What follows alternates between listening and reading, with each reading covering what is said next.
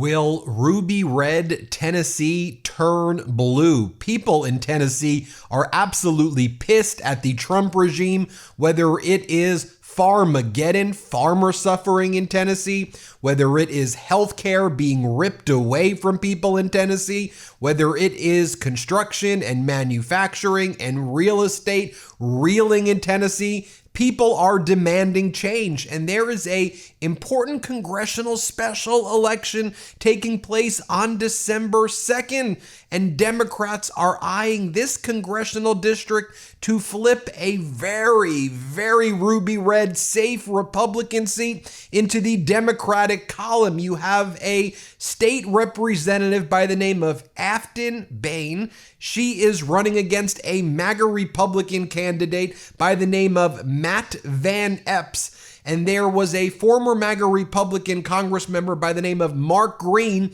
who's leaving that seat. That seat previously was double digits in voting for Donald Trump. But Democrats think that they can flip this seat, especially based on what they saw during the Tuesday elections earlier this month, where there was that blue tsunami. Let's talk about what's going on in Tennessee, because there they've got a Farmageddon taking place. Farmers are getting screwed by Donald Trump's tariffs against the world and the higher input costs. You have healthcare being ripped away from so many people in Tennessee. Construction, manufacturing, real estate are reeling. Rural hospitals are suffering. Tennessee is like last when it comes to mortality rates, when it comes to education, when it comes to critical categories of people's health and wellness and overall safety.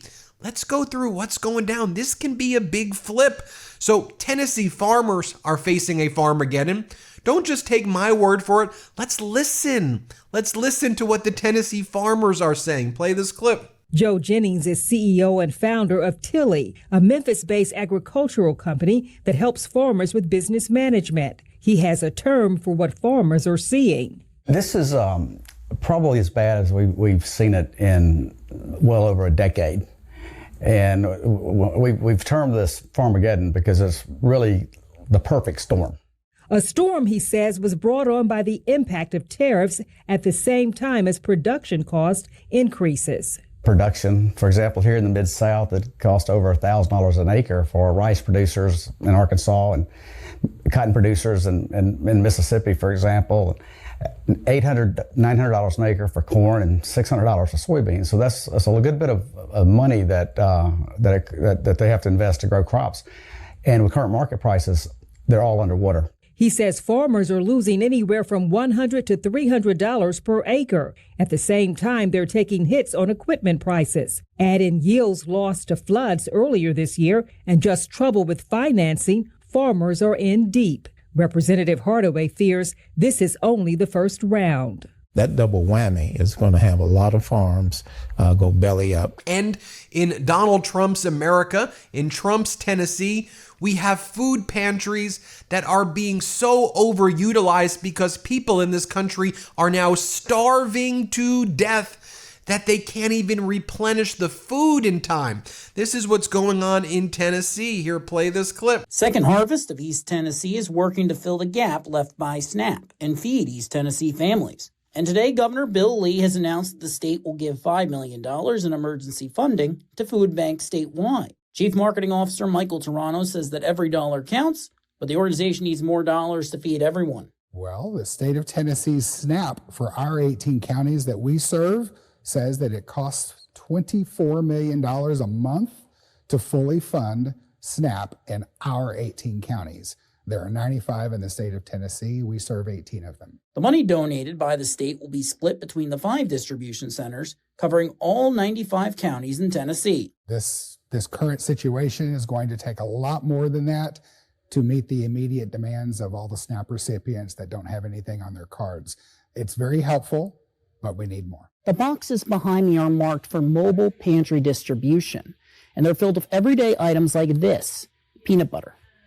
But in 2 days' time, all of these boxes from top down to the bottom, they will all be shipped out, and Second Harvest will need to move new boxes into these spots. Canned meats cost us more than peanut butter to go on our shelves, and we get a lot of peanut butter, fortunately, because the community steps up a lot. Please don't stop sending us peanut butter. We definitely need that. But if we had to pick between A or B, I'd say we need some canned meats. So now back to what I was talking about at the beginning. You have State Representative Aftyn Behn. She's running against MAGA Republican candidate Matt Van Epps. How MAGA is this Van Epps guy? He's like an AI MAGA robot manifested as a real human being. Believe it. This guy is, I support Donald Trump. What does Donald Trump tell me to do? I do it.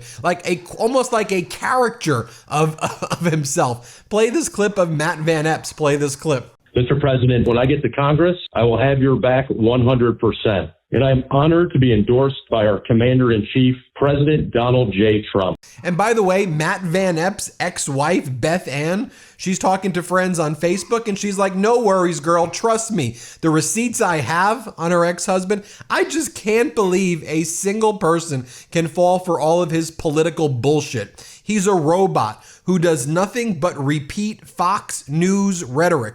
And speaking about that, he was recently asked on a local media channel if he would release the Epstein files or how he would vote. He couldn't answer the question as a simple yes or no. Here, play this clip. Do you support the full release of the Epstein files? So I think the speaker has a great plan. I support the speaker's plan in this. I'm for full transparency. The speaker has empowered the oversight committee with subpoena power, and is taking a deliberate approach so that justice is had, and so that the victims are supported. And Republicans are taking a very deliberate approach here because they want to get it right. There's some Republicans who want it released. President Trump has said there's nothing to see here. Do you agree there's nothing to see? Well, I think the speaker and the president have said that they are supportive of full transparency in this, and that's my position as well. Then should they be released? I guess the full transparency thing, certainly Democrats would say that's not the case. Even some Republicans would say it's not full transparency. So why not just release the files? What is the concern? Well, I think Republicans are taking that approach. I think the speaker has that plan, and through the oversight committee is doing very deliberate investigative work that's not performative politics, that's actually trying to solve this issue. Are you concerned that they were tampered with in some way? I guess the deliberative work that's being done by the speaker is trying to do what? I mean, the files are there. Why not just release them? I think they're taking that deliberate approach with the subpoena power so that they can fully investigate into the situation and hold those accountable that need to be held accountable for the heinous crimes that happened. You do hope that at some point it will just be released. I'm for full transparency. So who is he running against? Who's the Democratic challenger? A very popular state representative by the name of Aftyn Behn. She's been running incredible commercials. I just want you to be introduced to her. Watch this incredible ad as she talks about how Washington is giving billionaires an easy ride, while hard-working Tennesseans are getting a rough ride due to bad policies of Trump and MAGA, and they know it. Here, play this clip. The Epstein files are locked away. I'm Aftyn Behn. We all know the system is rigged in Washington. Here's how it works. Politicians make it easy for their rich donors, tax cuts for billionaires, and burying the Epstein files, while hardworking Tennesseans get a rough ride by cutting health care for Tennessee families, doubling health insurance premiums, and tariffs that hurt our economy. I'm Aftyn Behn, and I approve this message. Vote early to shake up Washington. So without further ado, let me bring in Representative Aftyn Behn. So look, I said at the outset, Tennessee, that 7th Congressional District has been gerrymandered in ways that make it unrecognizable. It's a double, by design by the MAGA Republicans, it was a double-digit Trump area. So how are you going to flip it? How are you going to do it? Well, it's on the heels of what successful Democrats did last Tuesday is make this about the affordability crisis that Tennessee is experiencing.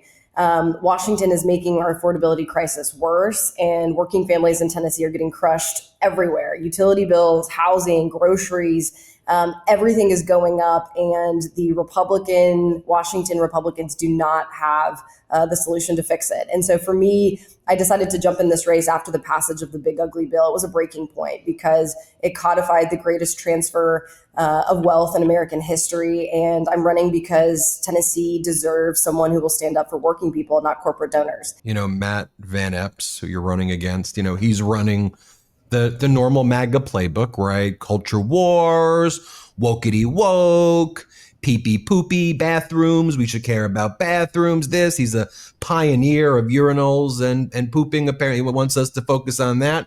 Like, do the people of Tennessee realize that crap is like literally just a way to like divide the people while they destroy the livelihoods of people? Or is this does this stuff still work? Or where are people on this? Because he's running that playbook. Yeah, I think it's cracking. I do think there's a rupture. We're seeing, I routinely go on conservative talk radio, and I've been saying this from the beginning, especially around the rhetoric about immigration, is that immigrants are not the reason your grocery prices are high. Period. End of statement. And I've been saying that with my whole chest. And I think the scapegoating, I think people are realizing that there's nothing behind it, and it's a distraction to force us to scapegoat each other rather than focusing on the real issue, which is that the federal and state administration in Tennessee have not delivered an economic agenda that has addressed the cost crisis in Tennessee. I'll be very clear. This next thing I'm going to show is not yours. I enjoyed watching this because I think it summed up Matt Van Epps about covering up the Epstein files and just a hedge fund puppet for the billionaires. This one made me laugh, so I'm going to play it. To be clear, this one's not yours. Here, play this clip. The Epstein files are locked away. Matt Van Epps will keep them that way. Just a hedge fund puppet for the billionaire elite.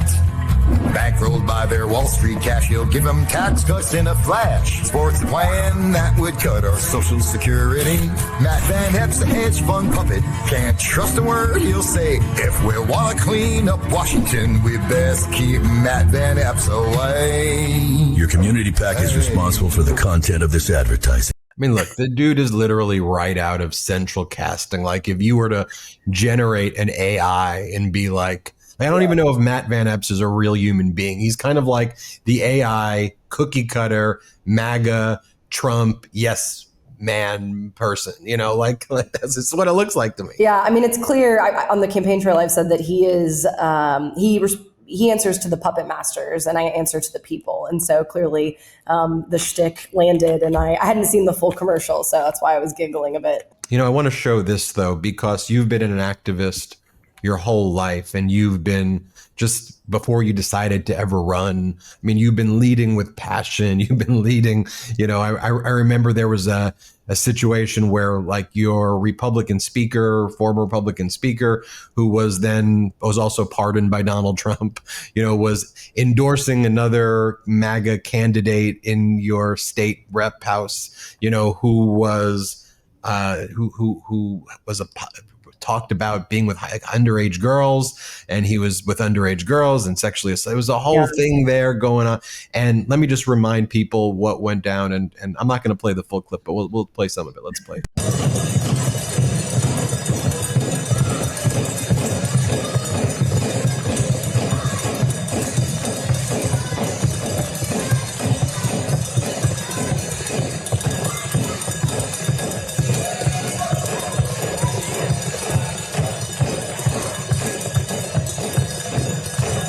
Aftyn, so what was going on there? Yeah, so we had a state legislator who had sexually assaulted underage girls as a basketball coach. And I, along with his victims, ran a campaign to force his resignation in the state legislature. And it culminated in that moment when our corrupt Speaker of the House, who had been indicted on federal corruption charges, it was the last day of session, and I couldn't leave without, one final nail in the coffin. And so I think that's the level of tenacity that I will bring to Washington in standing up for victims and survivors, which is why I've called on to release I'll be one of the signatures in the discharge petition to release the Epstein files. And my opponent has equivocated on that answer every time he's been asked. If you think about what a great state Tennessee is, and all of the possibilities and the culture.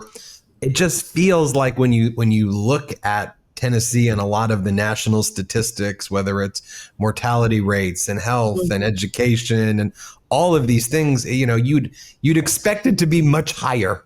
And it just feels that, it's being run like a MAGA land, and they had their opportunity to run, like they had their chance, like they ran it, they controlled it with an iron fist, and the outcome just objectively, not as a political thing, like just objectively seems like bad outcomes.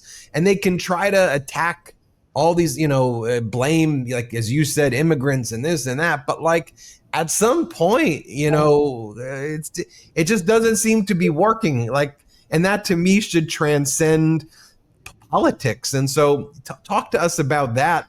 And I'm also just hearing and seeing a lot of independents, are gravitating to your campaign. Yeah. Well, first, I want to say thank you for recognizing that Tennessee is a beautiful place, and there are people that are trying to do good work here. We have some of the best organizers in the country because we have to operate under incredibly oppressive circumstances. And I think my biggest pet peeve in politics is when people who don't live in the South say you get what you voted for, because this is not what I voted for. I didn't vote for the highest maternal mortality rate in the country. I didn't vote for the most dangerous place for workers in the country. I didn't vote for the highest inflationary cost of groceries in the country. But that is what 15 years of Republican supermajority rule the state has done. Tennessee has been bought and sold to the highest bidder, and those are multinational corporations in the billionaire boys club. There are no checks and balances, and what we are seeing right now is a rupture in their paradigm, because they have ruled, as you said, with an iron fist, and have squelched dissent and dissonance. And I think they're seeing now we're seeing the kind of rumblings, the simmering of perhaps a different paradigm. One of which is economic populism, and ensuring that the real villains are painted as the billionaire boys club and these greedy corporations that are pitting us against each other as we fight and not delivering for the Tennessee people. So Aftyn, this special election is on December 2nd, right? You have put up the early voting. It's that November 12th to 16th window right there. I'm saying it accurate. Where can people find out more about the campaign? What do you want people to know, to our 6 million subscribers out there? Yeah, thanks again for having me. I'm a big fan. I always say long-time listener, first-time caller. But a little bit about the district. So it is an R+20 district, but as you alluded to in the beginning, Nashville had a consolidated Democratic district, and they cut it into 3, and they got a little greedy, which is why this district is competitive now. We've seen Democrats overperforming in districts like this, 16, 18 points. Our poll in mid-October showed us about 6 points down. A poll released this week shows us 4 points down, and that gap is shrinking every day. The independents that are coming to our campaign are disillusioned with the chaos and the cost of living. And we have said from the beginning that we are building a coalition of those that are pissed off at what's going on. And the antidote is not sending someone from the same mess to go fix it. It's sending someone who has stood up against the status quo, and someone who will fight for the people of Tennessee and not for corporate donors.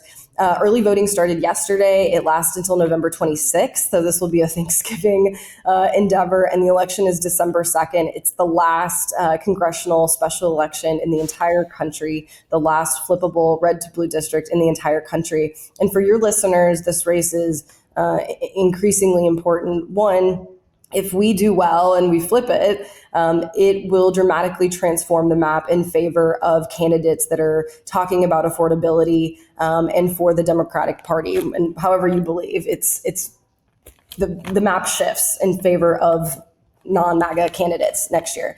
2 is that you have to start investing in states like Tennessee, because Tennessee is ground zero for the worst of the worst. We have been living under Project 2025 for 15 years, and I can tell you it's suffocating and it's not fun.